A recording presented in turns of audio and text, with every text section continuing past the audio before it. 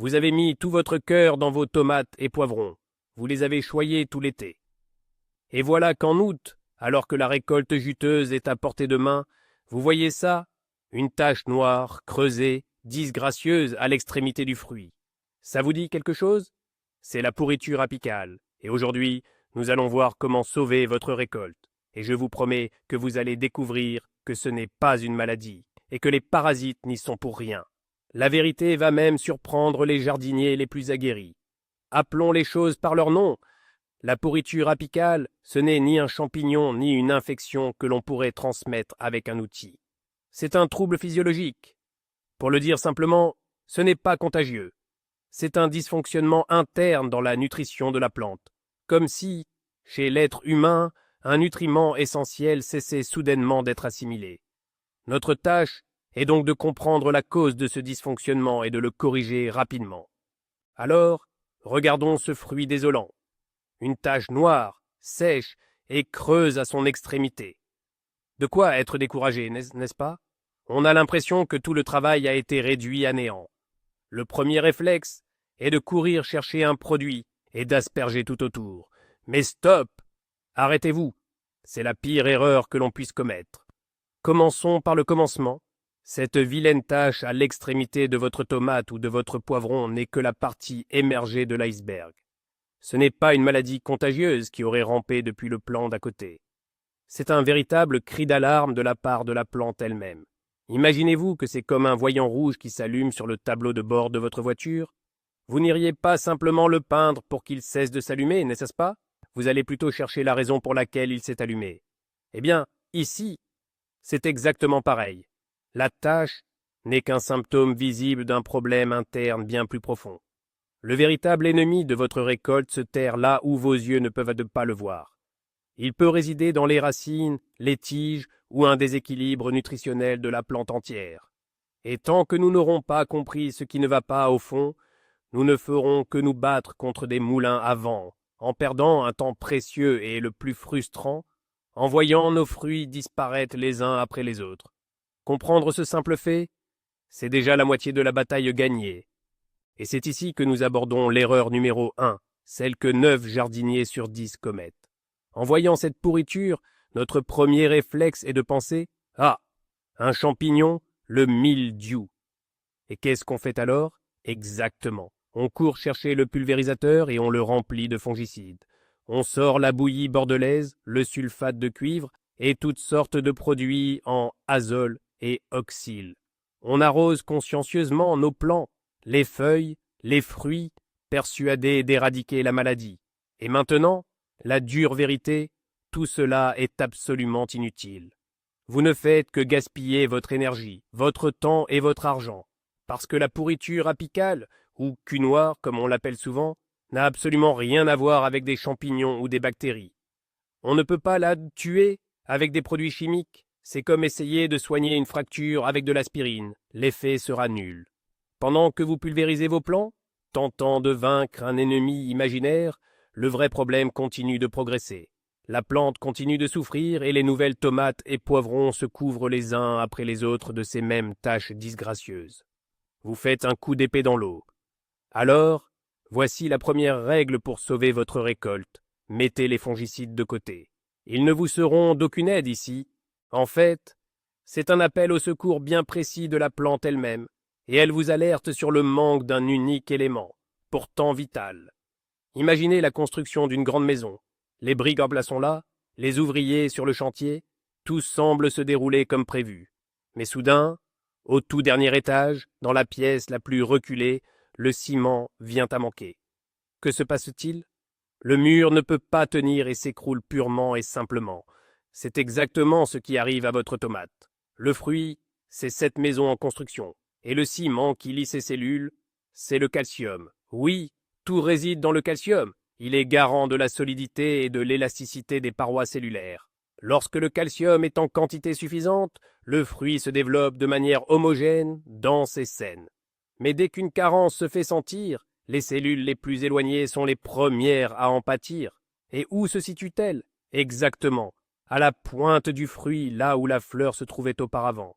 Leurs parois deviennent fragiles, elles se désintègrent et le tissu finit par mourir. Voilà l'origine de cette tache noire. Non, ce n'est pas un champignon qui ronge votre tomate. Le fruit s'est tout simplement désagrégé de l'intérieur, faute de matériaux de construction. Voici le principal paradoxe, celui qui laisse bon nombre de jardiniers perplexes. Il y a de fortes chances que votre sol contienne déjà du calcium. Vous avez certainement apporté de la farine de dolomie, de la chaux ou des coquilles d'œufs pilés. Et vous avez raison, dans 99% des cas, le sol n'est pas pauvre en calcium. Alors, où est le problème? Imaginez un immense entrepôt rempli à ras-bord de marchandises. Pourtant, la ville voisine souffre de la faim. Pourquoi? Tout simplement parce que toutes les routes y sont impraticables et aucun camion ne peut acheminer les produits de l'entrepôt jusqu'au magasin. C'est exactement la même chose pour vos tomates. Le sol, c'est cet entrepôt regorgeant de calcium. Et les racines et les tiges, ce sont le système de transport, ces fameux camions. Si ce système est défaillant, la plante souffrira de carences, même en baignant dans un océan de nutriments. Le problème n'est pas l'absence de calcium. Le problème est que, pour une raison ou une autre, la plante ne peut pas l'absorber et le livrer là où il est nécessaire, aux fruits en pleine croissance.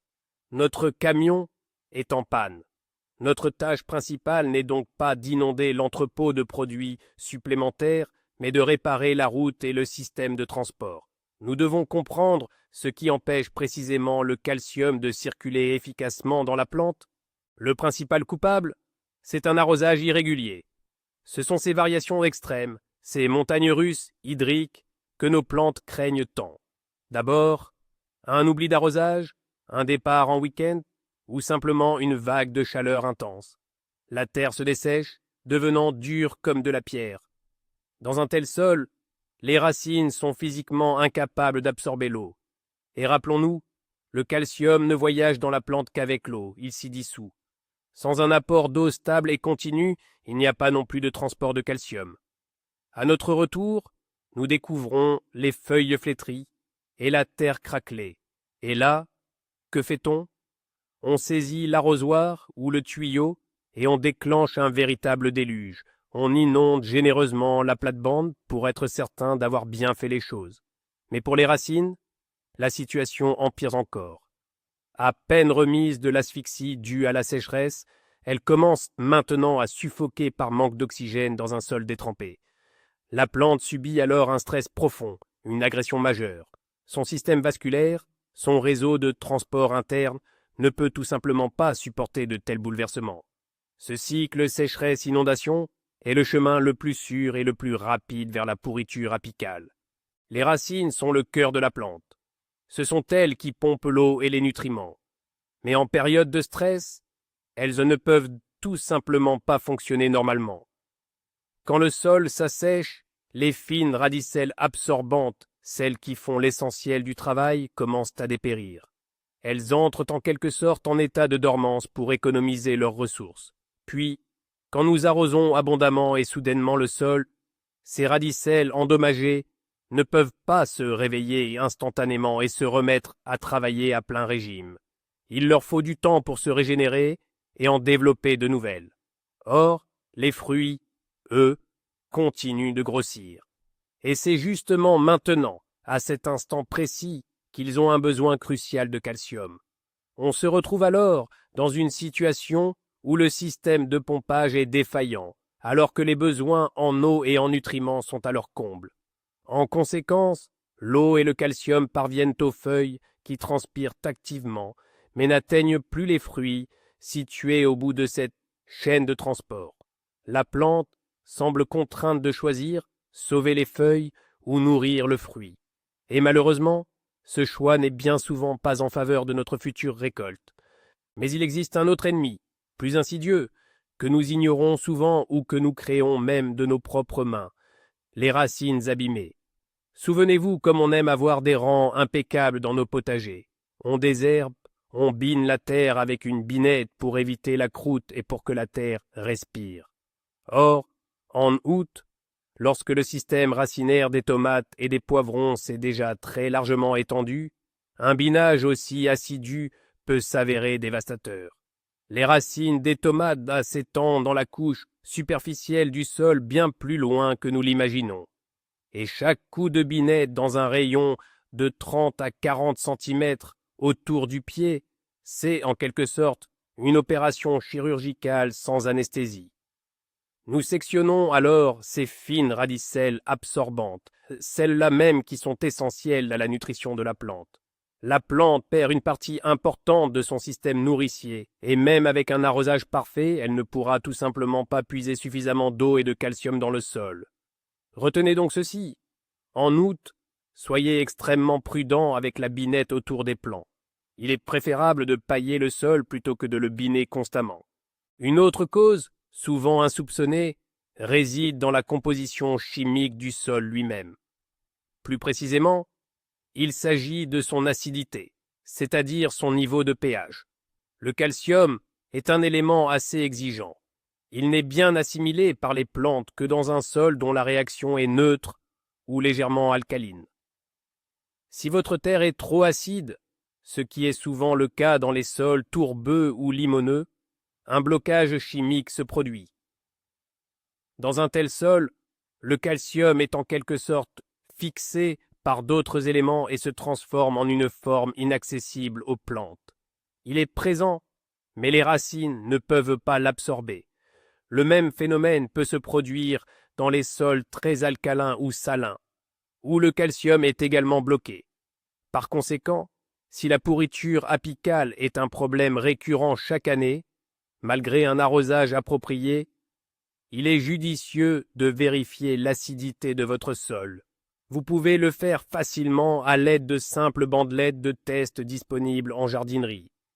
Il se peut que vos cultures nécessitent simplement une thérapie de désacidification à l'aide de farine de dolomie ou de chaux. Il arrive parfois que, malgré nos meilleures intentions, nous soyons nous-mêmes à l'origine de nos problèmes.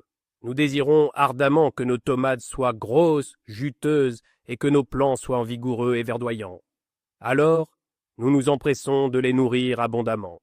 Nous versons généreusement des purins de fumier de vache, des fientes de poulet, des engrais verts, ou nous épandons du nitrate d'ammonium. Or, tous ces produits sont de riches sources d'azote. Certes, l'azote est essentiel, il est le moteur de la croissance des feuilles et des tiges. Cependant, en août, un excès d'azote nous joue un bien mauvais tour. Premièrement, la plante va s'engraisser, c'est-à-dire qu'elle va développer une masse foliaire démesurée au détriment des fruits. Toute son énergie sera alors concentrée dans le feuillage. Deuxièmement, et c'est le point crucial, un surplus d'azote, mais aussi de potassium et de magnésium, est un antagoniste direct du calcium. Ces éléments se livrent une véritable compétition pour les voies de transport au sein de la plante. Et dans cette lutte, le calcium se retrouve désavantagé. La plante absorbe avec empressement l'azote, ne laissant au calcium ni la force ni la place nécessaire pour être assimilé. Le résultat, nous nous retrouvons avec un plant d'une verdure splendide mais dont les fruits pourrissent. Parfois, même la météo peut nous jouer des tours et provoquer le cul noir, même quand on fait tout dans les règles de l'art. Imaginez une chaude journée d'août, le soleil tape fort et un vent sec souffle. Comment réagit la plante dans ces conditions? Pour se rafraîchir, elle évapore activement de l'eau par ses feuilles, c'est ce qu'on appelle la transpiration. Ce processus est extrêmement intense. Une quantité phénoménale d'eau est évacuée par les feuilles. Les racines travaillent en sur-régime pour tenter de compenser cette perte. Tout le flux d'eau, et avec lui le calcium dissous, est alors dirigé vers les feuilles. Pour les fruits, qui transpirent beaucoup moins, ce flux n'est tout simplement plus suffisant. En quelque sorte, les feuilles dérobent les fruits, accaparant ainsi toute l'eau et les nutriments pour elles-mêmes. Ainsi, même si le sol est humide, dans des conditions de chaleur caniculaire et d'air très sec, la plante peut souffrir d'une carence en calcium, précisément au niveau de ses fruits. Mais en serre, une situation complètement inverse peut se produire. On pourrait penser que l'absence de forte chaleur, une humidité élevée et un arrosage régulier sont des conditions parfaites. Eh bien, ce n'est pas si simple. Rappelons-nous que le calcium circule dans la plante grâce au flux d'eau, et que ce flux est lui-même tiré par l'évaporation des feuilles, un processus appelé transpiration. Alors, que se passe-t-il dans une serre close, mal aérée, surtout la nuit ou par temps couvert? L'humidité de l'air y avoisine les 100%. L'air est saturé de vapeur d'eau, et l'évaporation à la surface des feuilles s'interrompt presque totalement. Le flux d'eau à l'intérieur de la plante ralentit, voire s'arrête complètement. Notre tapis roulant de transport se retrouve alors à l'arrêt. Et le calcium, même s'il est présent en abondance dans le sol et les racines, cesse tout simplement d'atteindre les fruits en croissance. Il reste comme bloqué en chemin. C'est pourquoi une aération régulière de la serre n'est pas qu'une simple lutte contre le mildiou. C'est aussi une condition essentielle pour la bonne nutrition de vos plantes. Alors, imaginez, vous êtes au potager et découvrez cette scène désolante. Que faire à l'instant même? Pas de panique. Surtout, n'arrachez pas le plant. Ce qu'il nous faut, c'est une aide d'urgence, une véritable réanimation pour nos tomates. Et cette solution existe. C'est une méthode qui permet d'apporter du calcium aux fruits le plus rapidement possible, en contournant le système racinaire endommagé. Puisque notre pompe principale est défaillante, nous allons emprunter une voie de secours. Nous allons nourrir la plante directement par ses feuilles. Cette technique s'appelle la pulvérisation foliaire. Les feuilles sont capables d'absorber les nutriments directement par leur surface. Cela agit beaucoup plus vite que par les racines, et l'effet est quasiment instantané. C'est un peu comme administrer une perfusion de vitamines à une personne dont l'estomac ne peut plus les assimiler. Notre objectif est donc de préparer le bon cocktail et de l'appliquer correctement. La méthode la plus rapide et la plus efficace est la pulvérisation foliaire d'une solution de nitrate de calcium. Cet engrais se dissout facilement dans l'eau et contient du calcium sous une forme aisément assimilable par les plantes. La recette est simple. Prenez environ 5 à 10 grammes de nitrate de calcium, soit l'équivalent d'une cuillère à café bombé, et dissolvez-les dans 10 litres d'eau. Si vous n'avez pas de nitrate de calcium sous la main, vous pouvez utiliser du chlorure de calcium pharmaceutique disponible en ampoule. Une ampoule de solution à 10% se dilue dans 3 à 5 litres d'eau. La pulvérisation doit être généreuse. Veillez à bien mouiller les feuilles des deux côtés et, très important, les fruits eux-mêmes, particulièrement ceux qui viennent de se former. Il est préférable d'effectuer cette procédure le soir, après le coucher du soleil, ou par temps nuageux, afin que la solution ne s'évapore pas trop vite et ne brûle pas les feuilles. Le traitement peut être répété après 5 à 7 jours. Il s'agit d'une mesure d'urgence. Il est crucial de comprendre que la pulvérisation foliaire, c'est un peu comme donner un antidouleur à quelqu'un qui a une rage de dents. La douleur s'apaisera pour un temps, certes, mais la dent malade, elle, n'aura pas disparu. Notre apport foliaire est une mesure temporaire, conçue pour sauver les fruits qui sont en pleine phase de grossissement. Il leur fournit la dose de calcium nécessaire, ici et maintenant.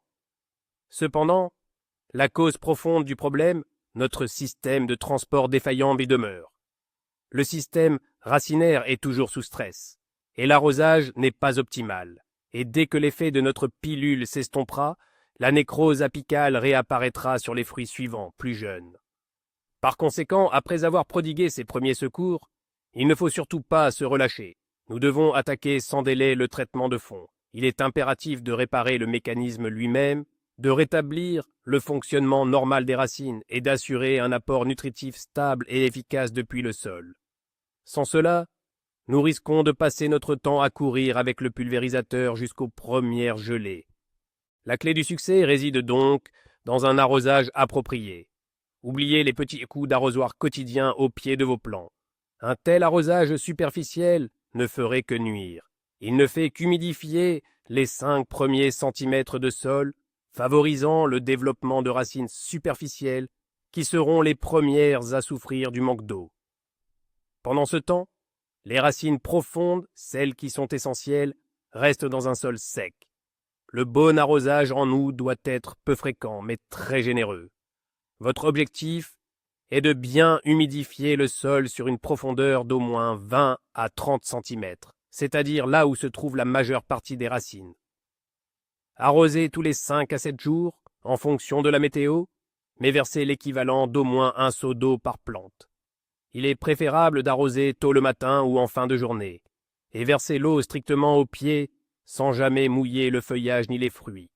Ce mode d'arrosage maintiendra une humidité stable dans la zone racinaire, évitant les sausses brusques d'un état de sécheresse à celui d'un sol gorgé d'eau.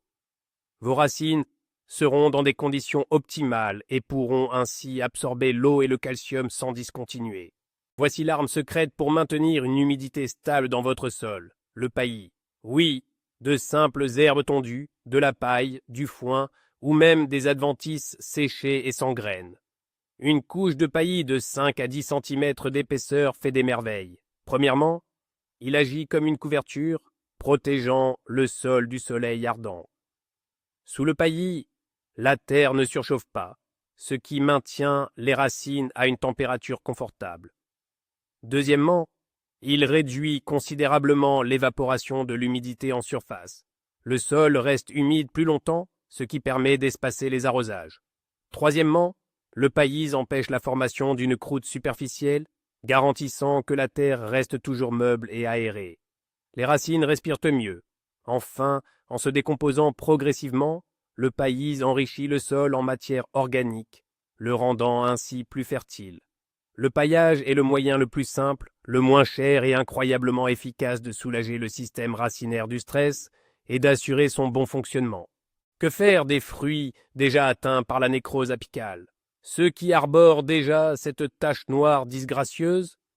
Malheureusement, on ne peut plus rien pour eux. La tache ne disparaîtra pas et ne se résorbera pas. Les tissus à cet endroit sont irrémédiablement morts. Par conséquent, sans aucune hésitation, retirez-les délicatement du pied pour ne pas endommager la branche. Pourquoi est-ce si important? Premièrement, un tel fruit ne se développera jamais pleinement. Il mûrira prématurément, restant petit et dur.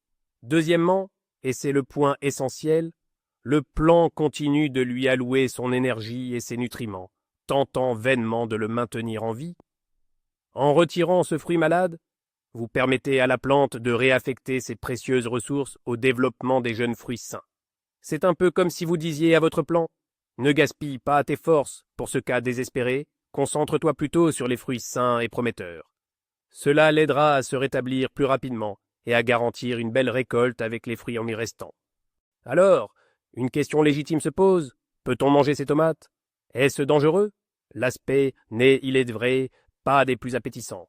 Je m'empresse de vous rassurer, c'est absolument sans danger. Il est bon de se rappeler. La pourriture apicale n'est ni une infection ni un champignon. La tache elle-même ne contient aucun micro-organisme nuisible ni toxine. Il s'agit simplement de tissu végétal mort dû à une carence en calcium. Il vous suffit donc de prendre un couteau et de retirer délicatement la partie endommagée, sombre et dure. Tout le reste est une chair saine, juteuse et parfaitement comestible, que ce soit pour une tomate ou un poivron. Certes, il sera peut-être moins sucré qu'un fruit parfaitement sain mûri sur pied, mais pour la transformation, en jus, en lecho, en adjika ou en sauce tomate, il est idéal. Alors, ne jetez pas cette récolte. Retirez simplement la partie endommagée et utilisez-la sans crainte. Maintenant que les mesures d'urgence ont été prises et que la récolte de cette année est assurée, tournons-nous vers l'avenir pour que ce problème ne soit plus jamais une source d'inquiétude. La prévention est en effet notre atout majeur. Anticipez. Dès l'automne ou au début du printemps, lors de la préparation de vos parcelles, incorporez au sol des amendements calcaires comme la farine de dolomie, la chaux ou la cendre de bois. Ce n'est pas une simple fertilisation, mais un rééquilibrage fondamental de votre terre. Vous déverrouillez en quelque sorte l'accès au calcium, essentiel pour les racines. Retenez également cette règle d'or pour la fertilisation de la deuxième moitié de l'été. Moins d'azote, plus de potassium et de phosphore. L'azote stimule la croissance des feuilles au détriment du développement des fruits. Le potassium, lui, est le grand logisticien de la plante. Il assure le transport de tous les nutriments, y compris notre précieux calcium, à travers tout le pied. Enfin, La stratégie la plus intelligente consiste à choisir des variétés résistantes. Le travail des sélectionneurs est précieux. Il existe aujourd'hui de nombreux hybrides génétiquement mieux armés pour gérer le stress et assimiler plus efficacement le calcium. Lors de l'achat de vos graines, recherchez simplement sur l'emballage la mention « résistant à la pourriture apicale ». C'est votre meilleure garantie contre les déceptions futures. Et maintenant, rassemblons toutes ces informations pour révéler un secret essentiel, souvent méconnu. Oui, les pulvérisations, les apports d'engrais, le contrôle de l'acidité du sol, tout cela compte. Mais l'erreur la plus courante et la plus critique que commettent les jardiniers en août, c'est de tenter de noyer le problème. En voyant la terre sèche et les fruits pourrir, nous nous précipitons avec l'arrosoir, arrosant chaque jour, et c'est précisément ce qui aggrave le stress du système racinaire. Les racines alternent entre suffocation par l'eau et dessèchement, un cycle qui brise entièrement le mécanisme de transport du calcium. Le véritable tournant dans la lutte contre la pourriture apicale survient lorsque vous comprenez ceci. Le problème n'est pas un manque de calcium dans le sol, mais plutôt un ascenseur en panne, qui devrait acheminer ce calcium vers les fruits. Et cet ascenseur, c'est un système racinaire stable et qui fonctionne correctement. C'est précisément pour cela que le paillage et un arrosage peu fréquent, mais profond, s'avèrent 100 fois plus efficaces que n'importe quelle pulvérisation d'urgence. Vous ne traitez pas le symptôme, vous réparez la cause profonde. Pour conclure, la pourriture apicale n'est pas une fatalité pour votre récolte, mais un signal. Un signal qu'il est urgent de réguler l'arrosage, de pailler vos cultures et de revoir votre stratégie de fertilisation. Ne paniquez pas et ne vous tournez pas vers les produits chimiques. Offrez simplement de la stabilité à vos plantes. Merci d'avoir regardé cette vidéo jusqu'au bout. J'espère que vos tomates et poivrons sont désormais à l'abri. Si cette vidéo vous a été utile, n'hésitez pas à soutenir la chaîne avec un pouce bleu et un abonnement pour ne manquer aucun de nos prochains conseils. Et maintenant, une question pour vous. Comment, vous, combattez-vous la pourriture apicale? Partagez vos méthodes éprouvées et vos astuces dans les commentaires. Ensemble, construisons la plus riche des bases de connaissances